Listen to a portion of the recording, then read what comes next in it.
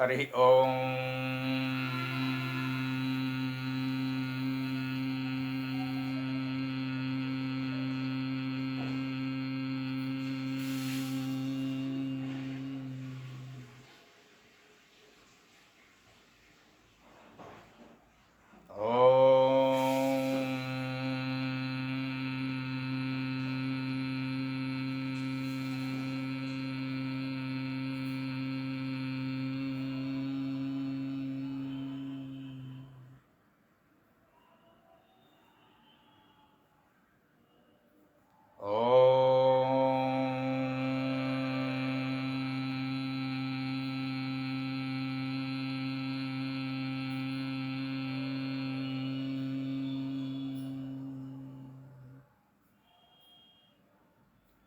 గురుర్బ్రహ్మా గురుర్విష్ణుః గురుర్దేవో మహేశ్వరః గురుః సాక్షాత్ పరం బ్రహ్మ తస్మై శ్రీ గురవే నమః.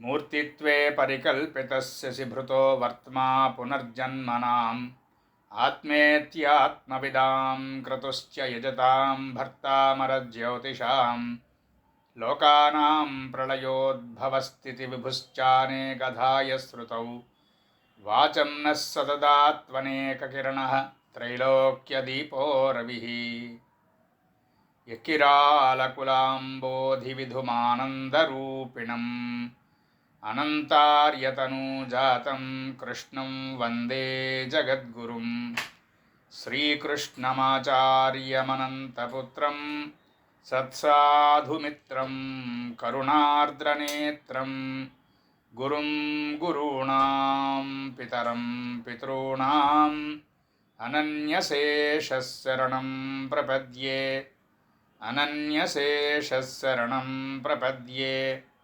అనన్యశేషశరణం ప్రపద్యే.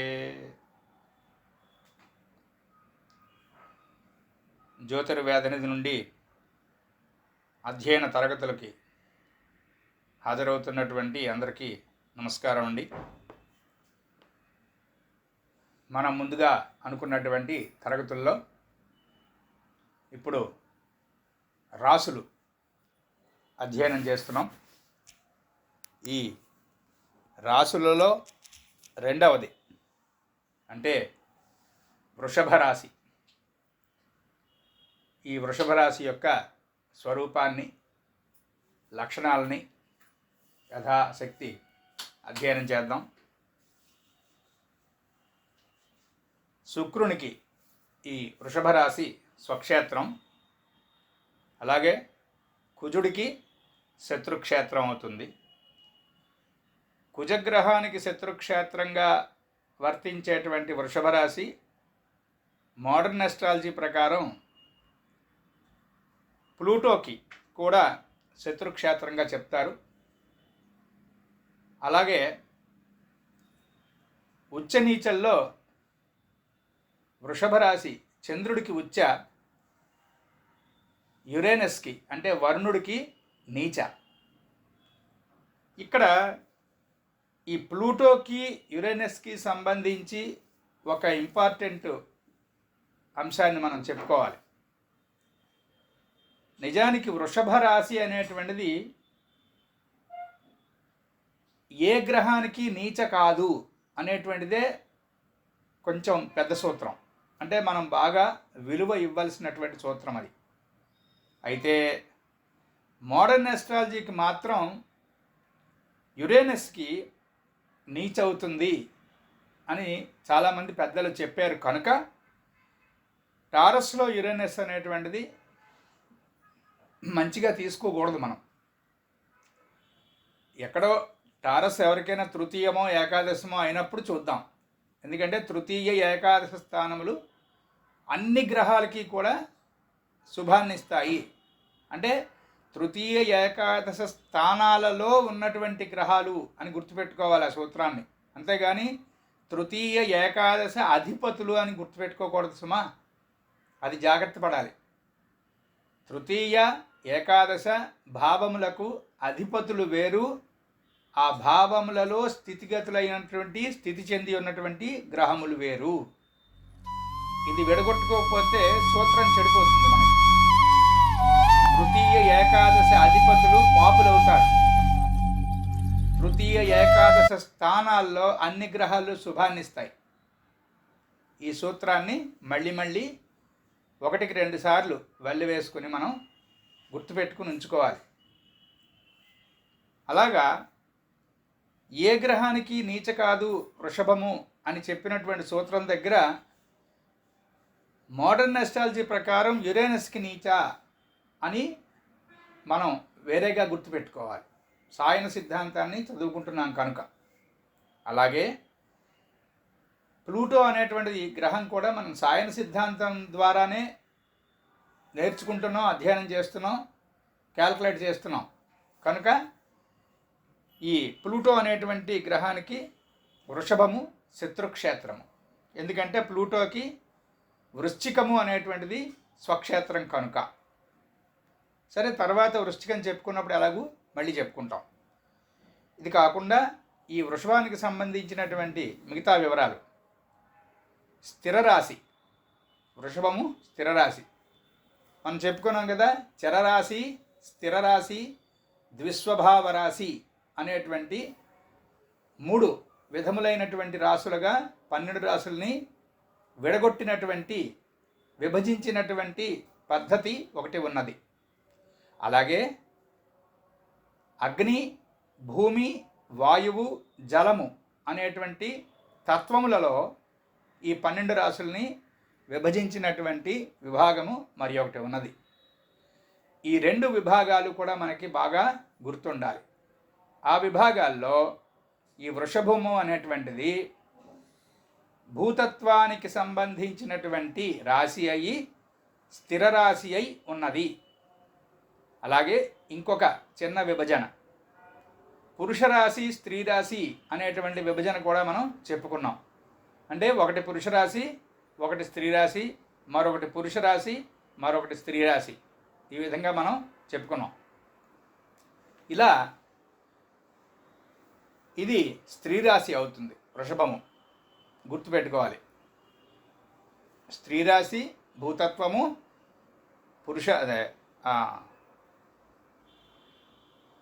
స్త్రీ రాశి అవుతుంది స్థిరతత్వమై.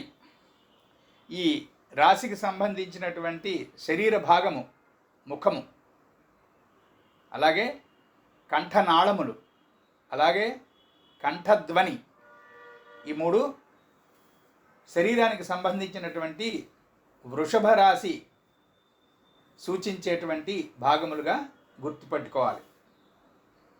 వృషభ రాశి సూచించేటువంటి శరీర భాగాల్ని భావములలో ద్వితీయ భావం సూచిస్తుంది. మనం కిందటి గడిచినటువంటి తరగతుల్లో చెప్పుకున్నాం. రాసుల నుండి అంటే మేషరాశి నుండి ప్రారంభమై మీనరాశి వరకు ఉన్నటువంటి రాసులను ఆధారం చేసుకొని శరీర భాగాల్ని శిరస్సు దగ్గర నుంచి పాదముల వరకు 12 భాగాలు చేశారు ఋషులు. ఈ 12 భాగాల్లో మేషరాశికి శిరస్సు సూచకము అని చెప్పారు. అలాగే వృషభము ముఖాన్ని సూచిస్తుంది, ఈ కంఠనాళాల్ని సూచిస్తుంది, కంఠధ్వనిని సూచిస్తుంది. ఈ వృషభము ఏదైతే భాగాలను సూచిస్తోందో అవే భాగాలు మనకి భావంలోకి వచ్చేటప్పటికి ద్వితీయ భావాన్ని సూచిస్తాయి. అంటే రాసులు వరుసగా యారిస్ నుంచి పీసిస్ వరకు, అనగా మేషము నుండి మీనము వరకు వరుస ఏదైతే చెప్పుకుంటున్నామో అదే వరుస లగ్నము నుండి ద్వాదశ భావము వరకు గుర్తుపెట్టుకోవాలి. ఆ లగ్నము నుండి ద్వాదశ భావం వరకు కూడా శరీరంగాలు ఇదే క్రమంలో సూచించబడతాయి. శిరస్సు అంటే నడినెత్తి, అది మేషరాశి సూచిస్తుంది. ముఖము అంటే నుదురు, కళ్ళు, ముక్కు, నోరు వరకు ఉన్నటువంటి చెవులు కనిపిస్తున్నటువంటి గుండ్రమైనటువంటి భాగము.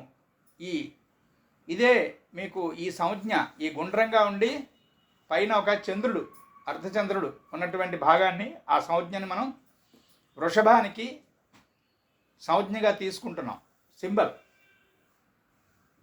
అంచేత ఈ ముఖము, కంఠనాళములు, కంఠానికి సంబంధించినటువంటి నాళములు ఏవైతే ఉన్నాయో అవి,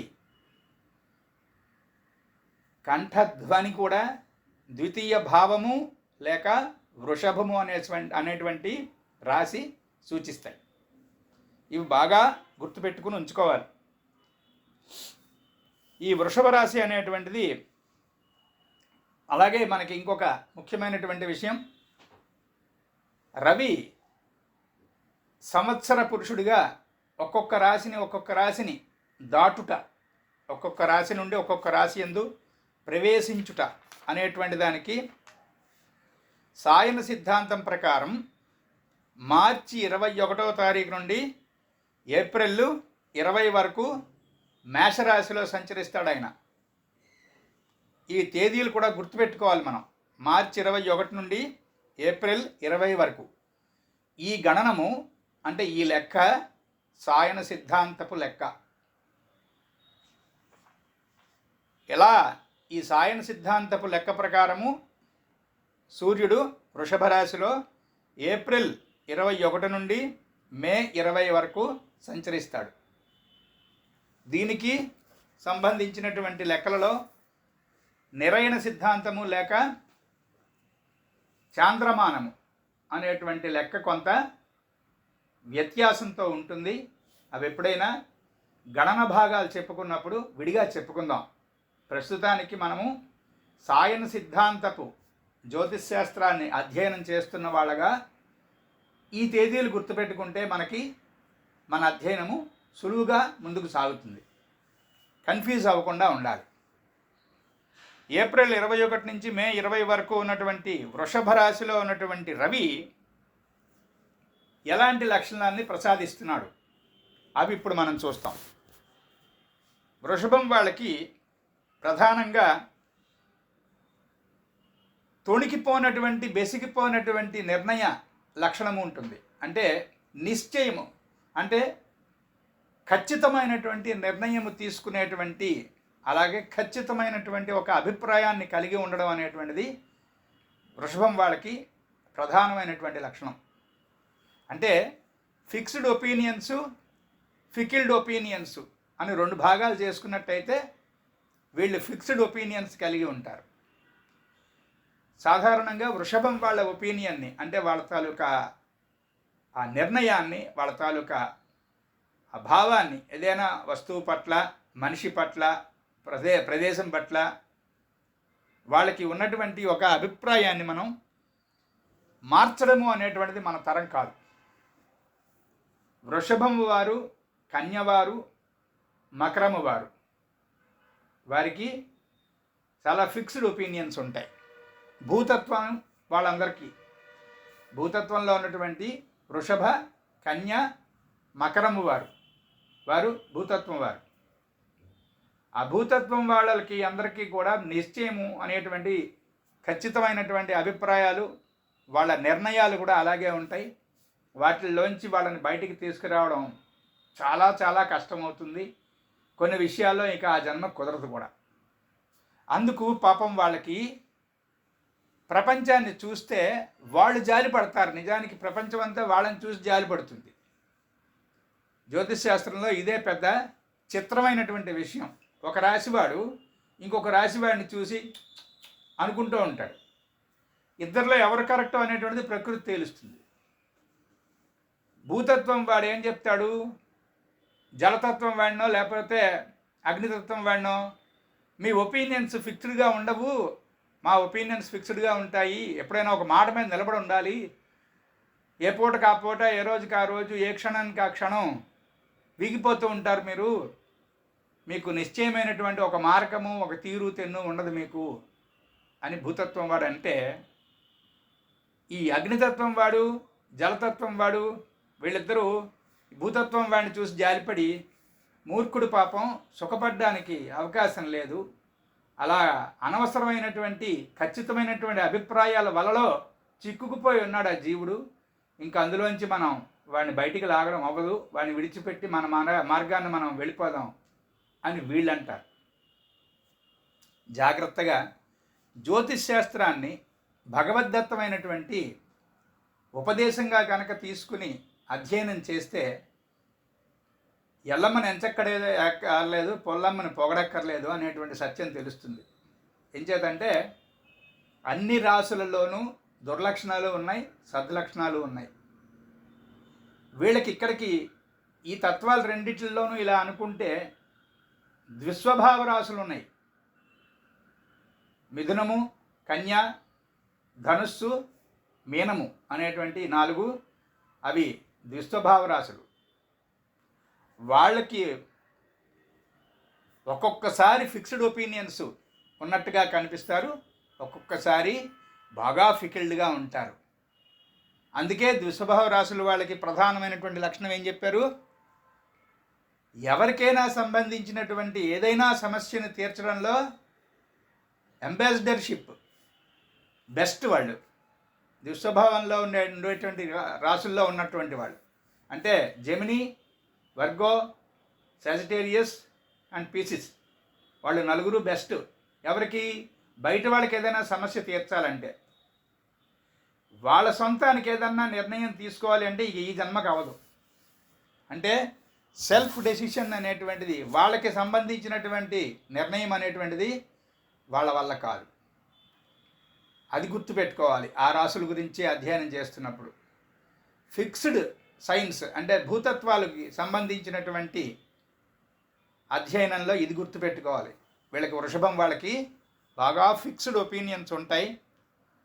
అయితే ఫిక్స్డ్ ఒపీనియన్స్ ఉన్నా కూడా లైఫ్ని ఉన్నంత వరకు సుఖంగా హ్యాపీగా లివ్ చేయడానికి సంబంధించినటువంటి టెక్నిక్స్ అన్నీ తారస్ వాళ్ళ దగ్గర ఉంటాయి. తారస్ అంటే వృషభం. అలాగే వీళ్ళకి ఇంకొక చక్కనైనటువంటి లక్షణం ఉన్నది ఈ వృషభం వాళ్ళకి. అంటే ఒక్కొక్క రాశికి చెప్పుకున్నాం కదా, ఒక దుర్లక్షణము ఒక సద్లక్షణము అనేటువంటివి కొట్టొచ్చినట్టు కనిపిస్తూ ఉంటాయి. వాటిల్లో ఉన్నటువంటి సద్లక్షణాలన్నీ మనం పోగు చేసుకొని ప్రాక్టీస్లో పెట్టుకుంటే, వర్చ్యూస్ ప్రాక్టీస్ చేస్తూ ఉంటే అన్ని రాసుల్లో ఉన్నటువంటి గ్రహాలు మనల్ని ఆశీర్వదించి ముందుకు తీసుకెళ్తూ ఉంటాయి. ఆ ఒడుపు తెలుసుకోవడం కోసమే జ్యోతిష్ శాస్త్రం అధ్యయనం చేయడం. ఆ ఒడుపు తెలుసుకున్నటువంటి వాడు వాడి జాతకానికి అతీతుడై జీవితంలో వాడు సుఖించి వాడికి సంబంధించినటువంటి వాళ్ళను సుఖింపజేయగలడు. అంటే గురువు అనుగ్రహంకి పాత్రుడవుతాడు. ఆ సాధనకి సంబంధించి మనకి రాసుల లక్షణములు అంటే పలానా రాసుల్లో పుట్టిన వాళ్ళు పలానా లక్షణాలతో ఉంటారని ఖచ్చితంగా మనకి కంటతా వచ్చేటట్టుగా మనం తెలుసుకోవాలి. అప్పుడు మనం ఏ రాశిలో పుట్టామో దానికి సంబంధించినటువంటి లోటుపాట్లు ఏమిటున్నాయో తెలిస్తే మనం ఊహ తెలిసిన దగ్గర నుంచి శరీరం విడిచిపెట్టేదాకా ఏ లక్షణాలని విడిచిపెట్టి ఏ లక్షణాలని ప్రోధి చేసుకొని అభివృద్ధి చేసుకోవాలో మనకే తెలుస్తుంది. మన లగ్నము, మన రవి, మన చంద్రుడు ఎక్కడున్నాయో 100కి ఒకసారి, కోటికి ఒకసారి, ఎప్పుడో 2 ఏళ్లకు ఒకసారి, సంవత్సరానికి పుట్టినరోజు నాడు సోలార్ రిటర్న్ చార్ట్ అనేటువంటిది వేసుకుని, లేదా పుట్టినరోజు నాడు ఎవరైనా పెద్దవాళ్ళని కలుసుకొని ఓ గంట సేపు మన జాతకం ఎలా ఉందో అనుకునే ఉపయోగం లేదు. మన జాతకాన్ని మనం ఒక నోట్స్ రాసి పక్కన పెట్టుకోవాలి. నాకు ఉన్నటువంటి దుర్లక్షణాలు ఇవి, నాకు ఉన్నటువంటి సద్లక్షణాలు ఇవి. సో అందులో ఉన్నటువంటి సద్లక్షణాలని సత్కర్మలచే ఇంకా అభివృద్ధి చేసుకుంటూ ఉండాలి. దుర్లక్షణాలని కూడా సత్కర్మచే పారద్రోలాలి. ప్రత్యేకంగా మనకు ఉన్నటువంటి దుర్లక్షణాలని తీసేయడానికి టైం వేస్ట్ చేసుకోకూడదు. దుర్లక్షణం దానంతట ఎలాగూ మనం తీసేస్తే పోదు, దానంతట అది పోవాలి. కనుక ఎప్పుడైతే సత్కర్మని ఎలా ప్రత్యేకంగా ఆచరిస్తూ ఉన్నామో అప్పుడు దుర్లక్షణం అనేటువంటిది మటుమాయం అయిపోయి నెమ్మదిగా దానికి అవకాశం లేక జారిపోతుంది. పెద్దవాళ్ళు ఇచ్చినటువంటి అమృతతుల్యమైనటువంటి సలహా అది. దానికి సంబంధించినటువంటి అధ్యయనంలోనే ఈ రాశి లక్షణములు తెలుసుకొనుట అనేటువంటిది చాలా ప్రధానమైనటువంటి ఘట్టం. ఈ వృషభంలో ఉన్నటువంటి వాళ్ళకి చక్కనైనటువంటి లక్షణం ఒకటి ఉన్నది, గొడ్డులాగా పనిచేస్తారు వాళ్ళు. వృషభానికి చిహ్నమే, ఆ రాశికి చిహ్నంగా ఇచ్చినటువంటి జంతువే వృషభం, ఎద్దు. వృషభ రాశి అనేటువంటి పేరులోనే ఉంది. రాసులు మేషము, వృషభము, మిథునము, కర్కాటకము, సింహము, ఇలా వరుసగా వాటి పేర్లు చదువుకుంటూ వాటికి ఆ రాసులకి ఇచ్చినటువంటి సంజ్ఞలు మనం జాగ్రత్తగా చూసుకున్నట్లయితే ఆ సంజ్ఞలోనే, అంటే ఆ సింబల్లోనే ఆ రాశి యొక్క లక్షణం కొట్టొచ్చినట్టు కనిపిస్తుంది. ఋషులు రాసుల యొక్క సంజ్ఞలు అలా పెట్టారు. అందుకే జ్యోతిష్ శాస్త్రానికి సంబంధించినటువంటి ఏ గ్రంథాన్ని తీసుకున్నా సంజ్ఞాధ్యాయము అనేటువంటిది ఒకటోది కానీ రెండోది కానీ అవుతుంది. అంటే ప్రారంభంలోనే ఆ అధ్యాయం చెప్పబడుతుంది, అందుకు సందేహం లేదు. సంజ్ఞాధ్యాయం చెప్పకుండా జ్యోతిష్ శాస్త్రపు ప్రధానమైనటువంటి గ్రంథాలు ఏవి కూడా వాళ్ళ సిలబస్లో లేదు. అది చెప్పి తీరాలి. అలా పెట్టుకున్నారు ఋషులందరూ. 18 మంది ప్రధాన ఋషులు కూడా సంజ్ఞాధ్యాయము అనేటువంటి ఖచ్చితంగా పెట్టారు. ఎంచేత రాశి యొక్క ఏ జంతువునైతే ఆ రాశికి సంబంధించినదిగా ఇచ్చారో, అయితే జంతువునైనా ఇచ్చారు, లేదా ఇద్దరు మనుషుల్ని, అంటే చిన్న చిన్న పిల్లలు, కలవ పిల్లలు ఉండేటట్టుగా ఉన్నది మిథునం రాశి. కొన్ని సంప్రదాయాల్లో ఎలా చెప్పారంటే ఒక పురుషుడు ఒక స్త్రీ కలిసి పక్కపక్కనే ఉంటారు, అది మిథునానికి గుర్తు అని చెప్పారు. మిథునము అంటే జంట అని అర్థం అసలు. అలాగే త్రిమిథునములు అనేటువంటి పదం మనకి జ్యోతిష్ శాస్త్రాల్లో అక్కడక్కడ వస్తుంది. మిథునములు, 3 మిథునములు అంటే మనం కంగారు పడిపోకూడదు. త్రిమూర్తులు వారి యొక్క శక్తులతో పాటు అని, అంటే బ్రహ్మ సరస్వతి ఒక మిథునము, అంటే ఒక జంట. విష్ణువు మహాలక్ష్మి ఒక మిథునము. అలాగే పరమేశ్వరుడు పరమేశ్వరి, లేక మహేశ్వరుడు మహేశ్వరి, లేక శివుడు పార్వతి, ఎలా అన్నా పర్వాలేదు. ఈ బ్రహ్మ విష్ణు మహేశ్వరులు అనేటువంటి వాళ్ళు వాళ్ళ శక్తులతో పాటు, అంటే భార్యలతో పాటు అనేటువంటిది పదం వాడడం అది మన అంటే వేదవాంగ్మయంలో అందం కాదు. బ్రహ్మ భార్య సరస్వతి అని వ్యవహారంలో చెప్పటం వేరు. ఇక్కడ త్రిమూర్తులు వారి శక్తులతో సహితముగా అని చెప్పుకోవాలి. అలా చెప్పుకున్నప్పుడే, అలా చెప్పినప్పుడే సరైనటువంటి పాండిత్యం, సరైనటువంటి మార్గం అది. తీస్తే ఈ మిథునములు అనేటువంటిది జంట సూచిస్తుంది. అలాగే కన్య అనేటువంటి రాశికి కూడా అమ్మవారు పడవలో వెళ్ళిపోతోంది. అంటే ఒక స్త్రీ, పడవలో ప్రయాణం చేస్తున్న ఒక స్త్రీ ఒళ్ళో ఒక పిల్లవాడిని పెట్టుకొని ఒక చేతిలో వడ్ల కంకి, రెండవ చేతిలో దీపపు సెమ్మె, అదే దీపం, రెండవ చేతిలో దీపం. అంటే ఒక దీపము, ఒక వడ్ల కంకి, పడవలో వెళుతున్నటువంటి స్త్రీ ఒళ్ళో చంటి పిల్లవాడితో సహితంగా ఉన్నటువంటి ఆ సంజ్ఞని, ఆ సింబల్ని ధ్యానం చేయమంటారు. కన్యారాశికి ఇచ్చినటువంటి గుర్తు అది. అలాగే ధనుస్సు అనేటువంటి రాశికి ఎక్కుపెట్టినటువంటి బాణము, అది సంజ్ఞగా ఇచ్చారు. కొంతమంది ఋషులు ఏం చెప్పారు, పైన గుర్రం ముఖము, కిందన పురుషాకారము ఉన్నటువంటి ఆకారాన్ని ఇచ్చారు. అలాగే మీనానికి 2 చేపలు ఒకదానికి ఒకటి, ఒక చేప యొక్క ముఖము దగ్గర రెండవ చేప యొక్క తోక ఉండేటట్టుగా ఇచ్చారు. ఇక మిగతా రాసులు తీసుకున్నట్లయితే కుంభమునకు ఒక పురుషుడు ఒక కుండని పట్టుకొని వెళుతున్నట్టుగా కుంభరాశికి గుర్తుగా ఇచ్చారు మనకి. అలాగా ఆ గుర్తులు ఒక భాగము, మేషమునకు గొర్రె, వృషభమునకు ఎద్దు, కర్కాటకమునకు ఎండ్రకాయ అంటే క్రాబ్, పీత, తర్వాత సింహమునకు సింహము, తరువాత వృశ్చికమునకు తేలు, మకరమునకు మొసలి. మకరమునకు కూడా కొంత మొసలి ఆకారము పురుషాకారము కలిసి ఉండును అని కూడా చెప్పారు. ఇలా ఈ రాసులకు సంబంధించినటువంటి సంజ్ఞలు ఏవైతే ఉన్నాయో వాటిని తదేకంగా ధ్యానం చేస్తూ ఆలోచిస్తూ 1కి 10 సార్లు ఈ గుర్తులో ఉన్నటువంటి ఈ సింబల్లో ఉన్నటువంటి విశేషమేమి అనేటువంటిది గట్టిగా ప్రశ్నించుకొని ప్రతిరోజు ఒకే సమయానికి ఒకే స్థానంలో కూర్చొని ధ్యానం చేయగలిగితే, ధ్యానము అనేటువంటి దానికి ఎప్పుడూ కూడా ఇది చాలా ప్రధానమైనటువంటి లక్షణము.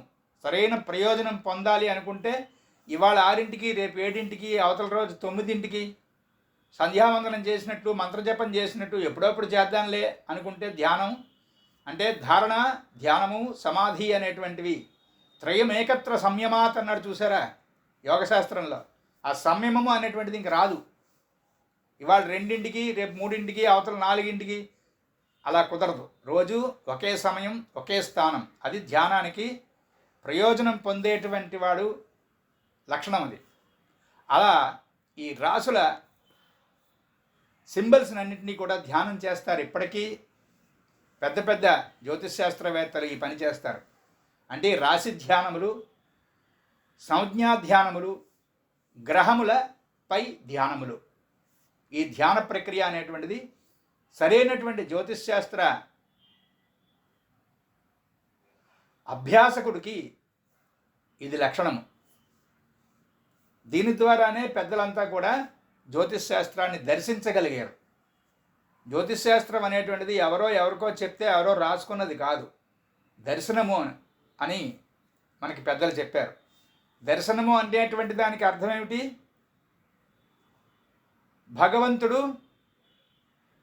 మానవునికి అర్థమయ్యేటువంటి తీరులో శాస్త్రాన్ని అందించినటువంటి విశేషము, అది దర్శనం. మంత్రము అనేటువంటిది చెవులకు వినిపించింది. మంత్రము యొక్క ఆకారము అంటే దేవతాకారము. మంత్రము యొక్క ఆకారం అంటే దేవత ఆకారము కంటికి కనిపించింది. ఏ కంటికి?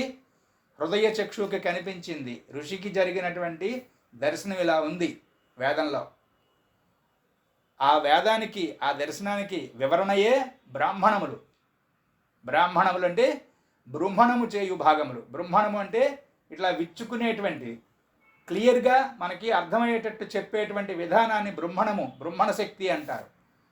సృష్టిని విచ్చుకునేటట్టు చేసినవాడు ఒక్కడే కనుక బ్రహ్మ అని పిలిచారు. కనుక ఈ వృషభ రాశి దగ్గరికి వచ్చేటప్పటికి వీళ్ళకి చక్కనైనటువంటి కష్టంతో అంటే ఎంత ఇబ్బందితో కూడుకుని ఉన్నటువంటి పనైనా కూడా చిరునవ్వుతో సాధిస్తారు వీళ్ళు. అది సరైనటువంటి ఎద్దులకు ఉండేటువంటి లక్షణం. అది మనకి తెలియక చాలామంది ఎద్దుముద్దు స్వరూపం రా అని వాడతారు. చాలా తప్పది. ఎక్కడో ఒక 1000 ఎడ్లు మనం చూస్తే కనుక 1, 2 బద్ధకాన్ని పొందినటువంటి ఎడ్లు కనిపించవచ్చు. అది కూడా పాపం వాటికి అనారోగ్యం వల్ల, వాటికి సంరక్షణ లేక అని అర్థం చేసుకోవాలి. సాధారణంగా ఎద్దుకి బద్ధకం అనేటువంటిది ఉండదు. అందుకే ఈ వృషభ రాశికి ఎద్దుని మనకి సింబల్గా ఇచ్చారు ఋషులు. అలాగే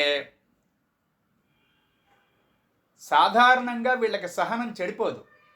ఎందుకు? ప్రతి విషయం మీద వీళ్ళకి ఒక ఫిక్స్డ్ ఒపీనియన్ ఉంటుంది, వీళ్ళ నిర్ణయం ఒకటి ఉంటుంది వీళ్ళకి. కనుక ఎవరు ఏమన్నా ఏం చేసినా సరే లొంగిపోకుండా వెళతారు భూతత్వం వాళ్ళు. కనుక వాళ్ళకి సహనంగా ముందుకు వెళ్ళేటువంటి లక్షణం ఉంటుంది. కానీ ఈ సహనాన్ని పరీక్షించుదామని నాలాంటి వాడు ఎవడైనా వాళ్ళని అదే పనిగా గనక ఇబ్బంది పెట్టి వాళ్ళ ప్రణాళికకి బాగా అడ్డొస్తున్నప్పుడు ఒకవేళ వీళ్ళు తిరగబడితే మాత్రం చాలా తీవ్రంగా ఉంటుంది. తీవ్రంగా అనకూడదు, చాలా ఉగ్రంగా ఉంటుంది. ఇక వాళ్ళని ఆపడం అనేటువంటిది ఇంక అవదు. ఆ సహనం సాధారణంగా చెడిపోదు వాళ్ళకి. వాళ్ళ సహనం చెడిపోతే మాత్రం చాలా తీవ్రంగా ఉంటుంది ఆ కోపం. అప్పుడు కూడా మనం తేడా గమనించుకుంటే యారిస్ వాళ్ళ కోపంలో అవసరమైతే పక్క వాళ్ళని తిట్టడం కాకుండా కొట్టడం వరకు వెళ్తారు వాళ్ళు. ఈ వృషభం వాళ్ళు, కన్య వాళ్ళు, మకరం వాళ్ళు వీళ్ళ తాలూకా సహనం కట్టలు తెంచుకున్నప్పుడు చాలా విచిత్రంగా ఉంటుంది వీళ్ళ రివెంజ్ తీసుకునేటువంటి విధానం. అది చాలా ప్రమాదం కూడా. కొడితే బాధ లేదు, ఒక ఏదో మందు రాసుకుంటే తగ్గుతుంది దెబ్బ. అలా కాదు, వీళ్ళు కంప్లైంట్ చేసేస్తారు, చట్టానికి కంప్లైంట్ వెళ్ళిపోతుంది మన మీద. ఇక అప్పుడు మనం తట్టుకోలేం. అలాంటి రివెంజ్ ఉంటుంది వీళ్ళది. ముఖ్యంగా వృషభం వాళ్ళు కనుక కంప్లైంట్ చేసి ఇలాగ అవుతే, వాళ్ళు ఇంకా కంప్లైంట్ ఇద్దామని నిర్ణయించుకుంటే మన బతుకు బస్టాండే, సుప్రీంకోర్టులో పడినట్టే మనం. అంచేత వృషభం వాళ్ళ చేత కోపం వచ్చేటట్టుగా చూసుకోకుండా ఉండడమే బెటర్. అలా ఈ పక్కనే ఇంకొక లక్షణం కూడా ఉంటుంది ఈ వృషభం వాళ్ళకి. చెప్పుకున్నాం యారిస్ వాళ్ళు కోపం వస్తే కొడతారని. అలాగే యారిస్కి సంబంధించి, యారిస్ అంటే మేషం వాళ్ళకి కామానికి సంబంధించినటువంటి అంశం ఎలా చెప్పుకున్నాం. యారిస్ మాట్లాడుకుంటున్నప్పుడు వాళ్ళు కామానికి బానిసలు అయిపోతారు. స్త్రీలోలుడు అయిపోవడానికి ఎక్కువ అవకాశం ఉంటుంది, జాగ్రత్త పడాలి సుమా. అలాంటి శరీరము, అలాంటి లక్షణంతో వాళ్ళు జన్మిస్తున్నారు కనుకనే వయసు అయిపోయిన తర్వాత వాళ్ళు పెట్టినటువంటి బాధ, భార్య, వాళ్ళ తాలూకా మూర్ఖత్వమైనటువంటి డిసిప్లిన్, అక్కర్లేని డిసిప్లిన్ వాళ్ళ పిల్లలు వాళ్ళ మీద తిరగబడతారు, యారిస్ వాళ్ళ మీద అని చెప్పుకున్నాను. చూసారా, గుర్తుందా? ఈ వృషభం వాళ్ళకి ఎక్కడ జాగ్రత్త పడాలంటే, ఎట్టి పరిస్థితుల్లో ఈ వృషభం వాళ్ళు ఈ ప్రేమ వ్యవహారాలు, స్త్రీకి సంబంధించినటువంటి స్త్రీలోలత అనేటువంటిది దగ్గరికి రానియకుండా చూసుకోవాలి. ఎందుకు? వాళ్ళకి యారిస్ వాళ్ళకి జీవితం చివరిదాకా అలాగో గడిచిపోతుంది. వీళ్ళకి అలా కాదు. పొరపాటున స్త్రీలోలత అనేటువంటిది అందులోకి జారిపోతే గనక సమస్తమైనటువంటి జీవితము కోల్పోయినట్టే లెక్క వీళ్ళు.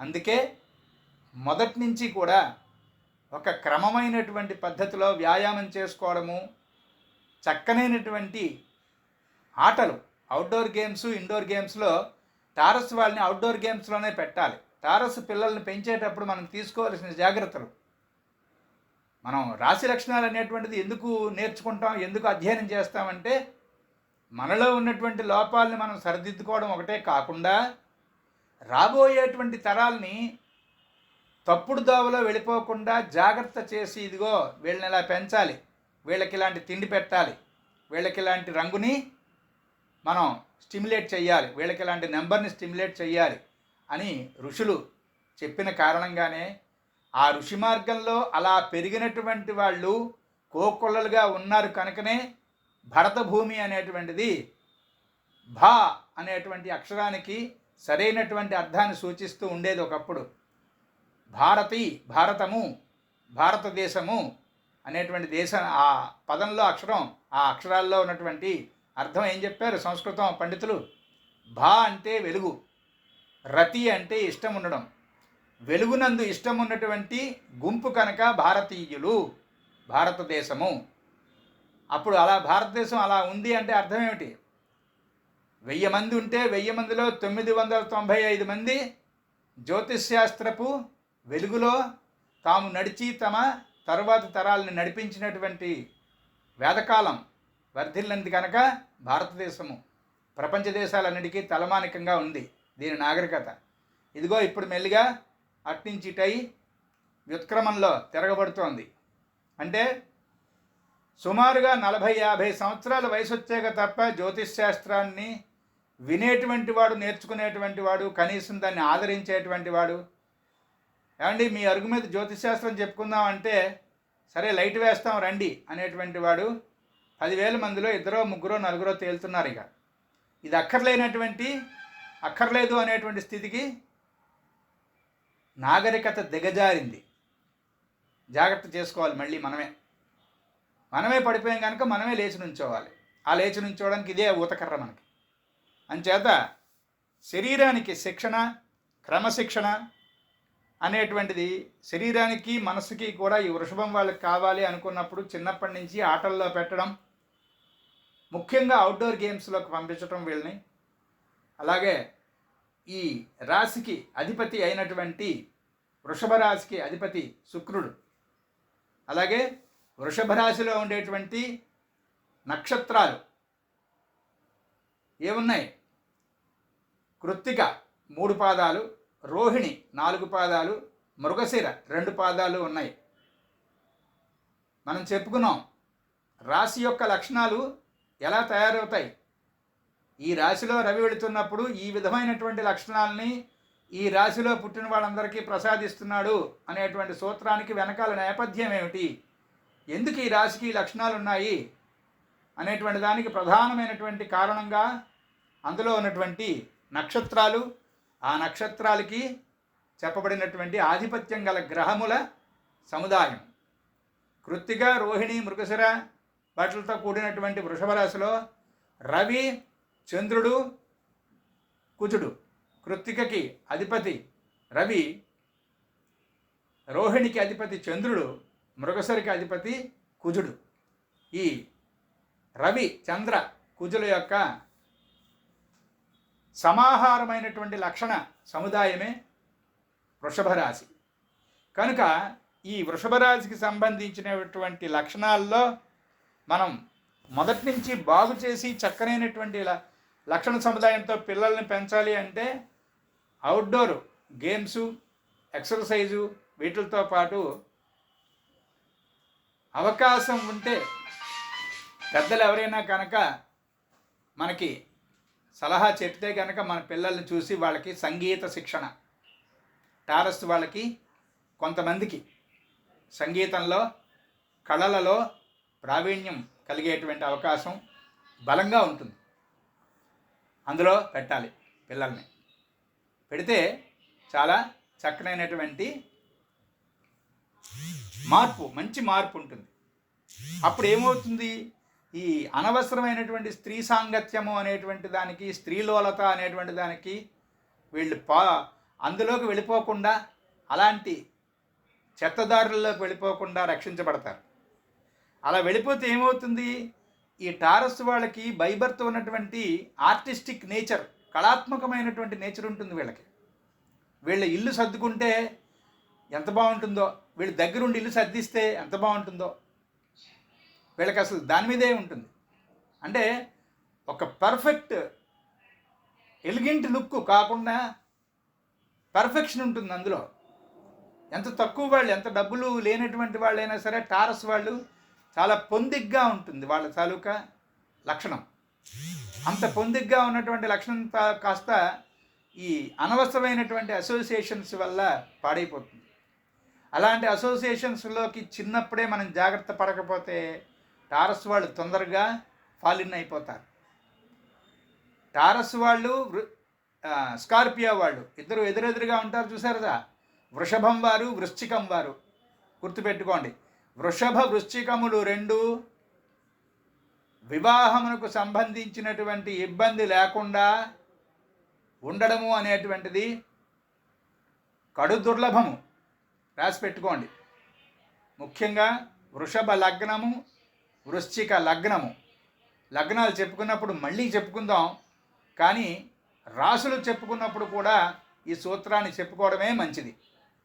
మొదటే మనం ఇప్పుడు మన సంగతి పక్కన పెట్టండి, మనకి సంబంధించినటువంటి బంధుత్వంలో వాళ్ళో, స్నేహితులకు సంబంధించినటువంటి వాళ్ళో, ఈ వృషభంలో పుట్టినటువంటి వాళ్ళ గురించి తెలిసిన వెంటనే మనం ఈ జాగ్రత్తలు చెప్పాలి వాళ్ళకి.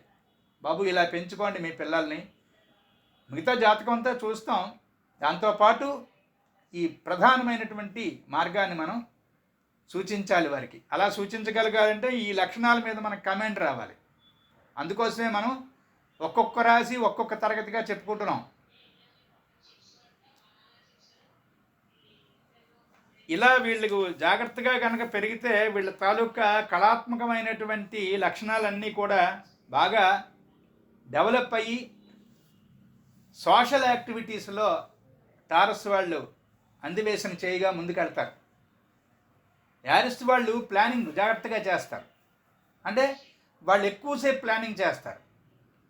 వాళ్ళు చెప్పుకున్నాం కదా మనం, ఆలోచన మెండు ఆచరణ అనేటువంటిది కొంచెం తక్కువ వాళ్ళకి. వీళ్ళకి ఆచరణ మెండు.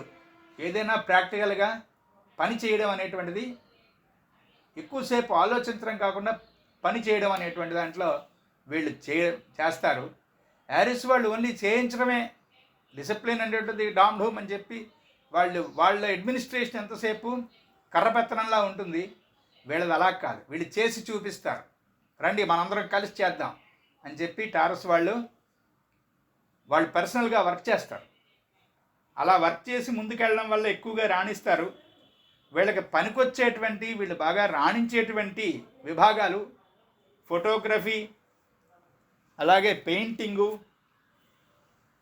స్వీట్స్ తయారు చేసేటువంటి ఫుడ్కి సంబంధించినవి ఏవైనా బాగుంటాయి, మిల్క్ ప్రొడక్ట్స్ బాగుంటాయి. ఎందుకంటే ఇందులో మూను ఉచ్చ కనుక.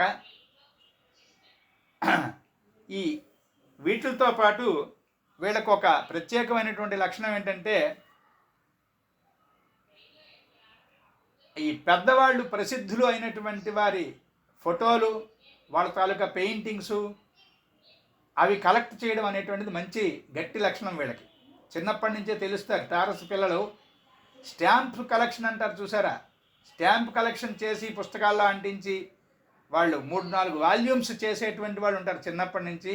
అంటే రకరకాల దేశాల యొక్క స్టాంప్స్ కలెక్ట్ చేసి ఈ నోట్సుల్లో అంటించుకుంటారు, దాచుకుంటారు జాగ్రత్తగా. పెద్దవాళ్ళు అయిపోయినప్పుడు కూడా ఇదిగో నా చిన్నప్పుడు నేను చేసిన కలెక్షన్ ఇది అని వాళ్ళు, టారస్ వాళ్ళు అట్లా ఉంటుంది. అలాగే టారస్లో ఈ వక్తృత్వము, నాటకరంగము, నాట్యరంగము ఇవన్నీ చూసారా.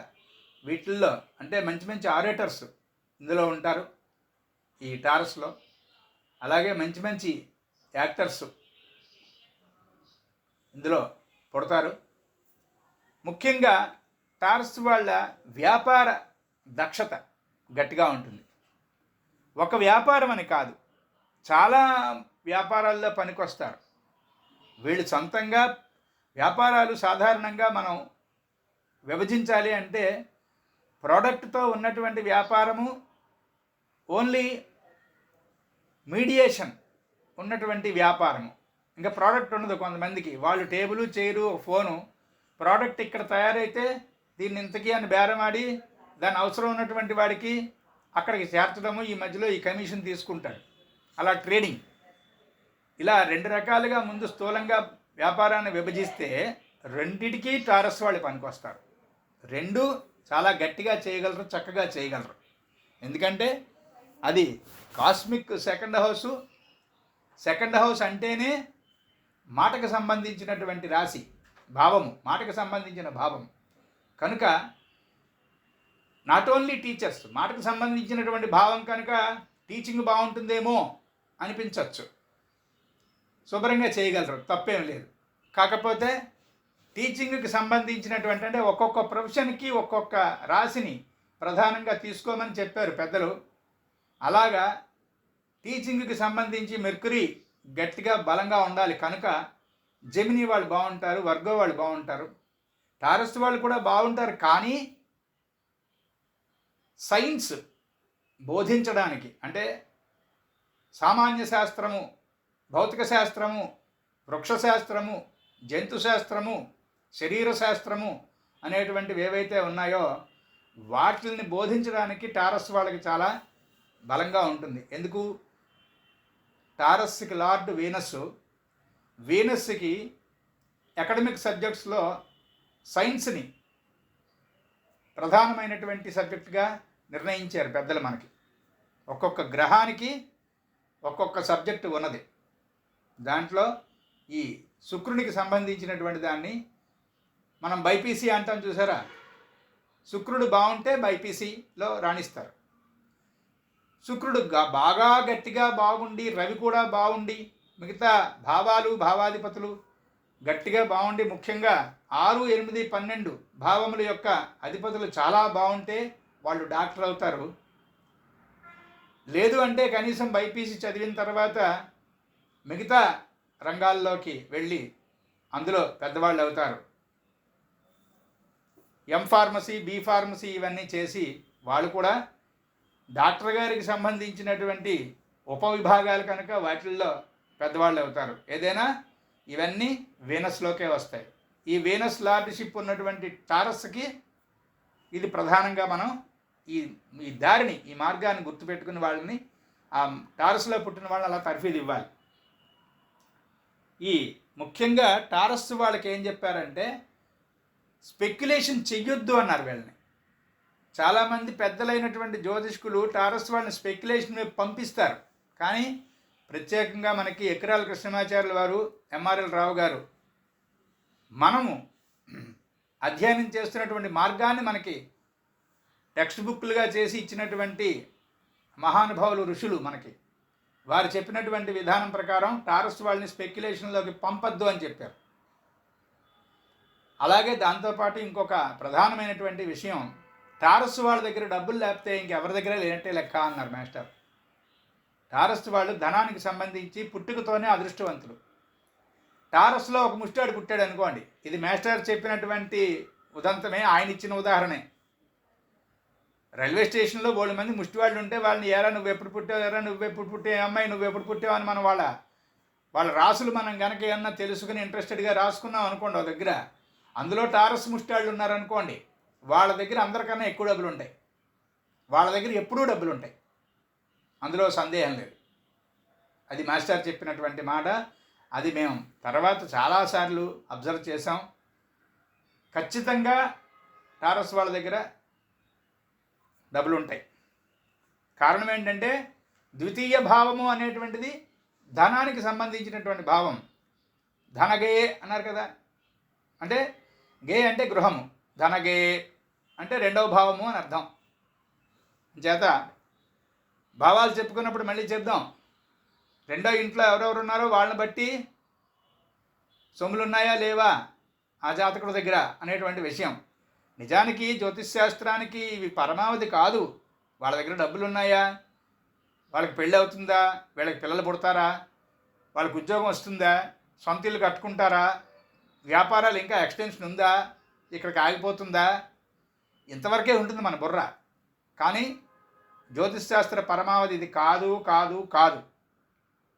ఇది కూడాను, ఈ భాగం కూడా, ఫలిత భాగము అనేటువంటి విభాగం మనం ఏదైతే అధ్యయనం చేస్తున్నామో, ఈ ప్రిడిక్టివ్ ఎస్ట్రాలజీ అనేటువంటిది, ఫలిత భాగము అనేటువంటిది కూడా యోగ మార్గంలో ఈ రాశి వారికి సత్ఫలితాలు కలిగినటువంటి, ఇబ్బంది లేనటువంటి, ఎవరికి సమాధానం చెప్పుకోక్కర్లేనటువంటి సుగమమైనటువంటి సుపథం జీవితానికి అందించాలి అనేటువంటి ఉద్దేశంతోనే ఋషులు ఇచ్చారు.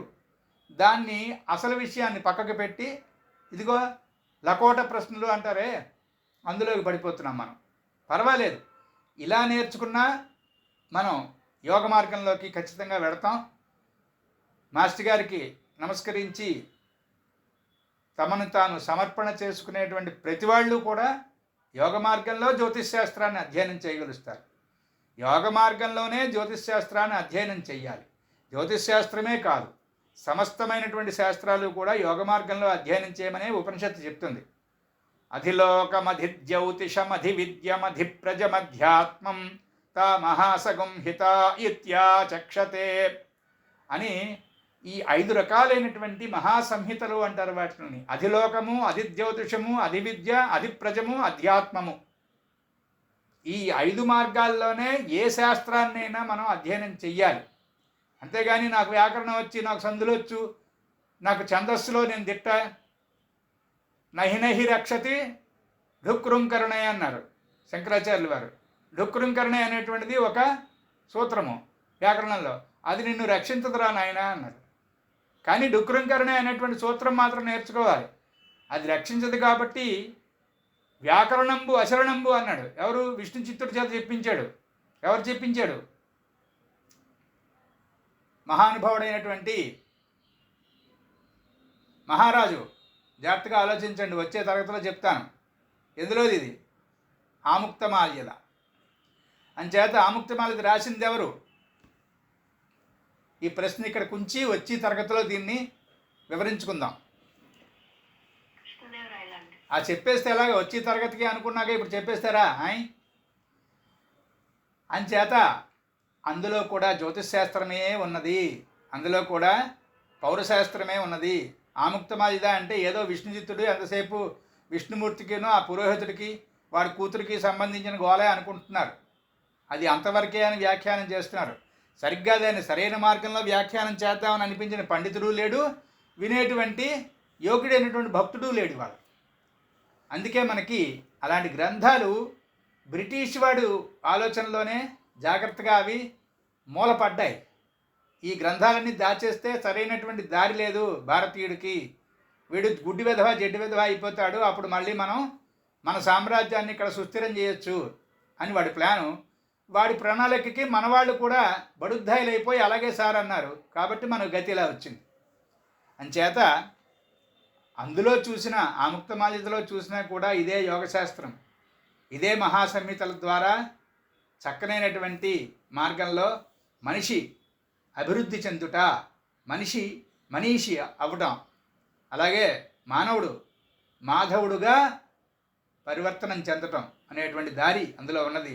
దానికోసమే మనకి జ్యోతిష్శాస్త్రము.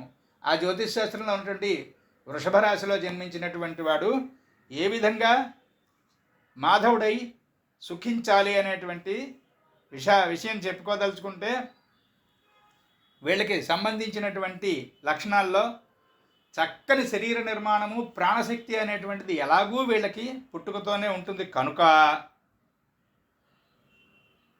ఆ పుట్టుకతో ఉన్నటువంటి శరీర దార్ఢ్యాన్ని పాడు చేసుకోకుండా ఉండడం కోసం చక్కనైనటువంటి వ్యాయామము, చక్కనైనటువంటి ఆటలు, పనికొచ్చేటువంటి ఆటలు. అఫ్కోర్స్ ఇప్పుడు ఎక్కడ పిల్లల్ని ఫుట్బాలు, వాలీబాలు, షటిల్ బ్యాడ్మింటన్ ఇలాంటివేవి కూడా స్కూళ్ళల్లో ఆడించేటువంటి పరిస్థితులు తగ్గిపోతున్నాయి. ఎందుకంటే జాగాలు లేవు.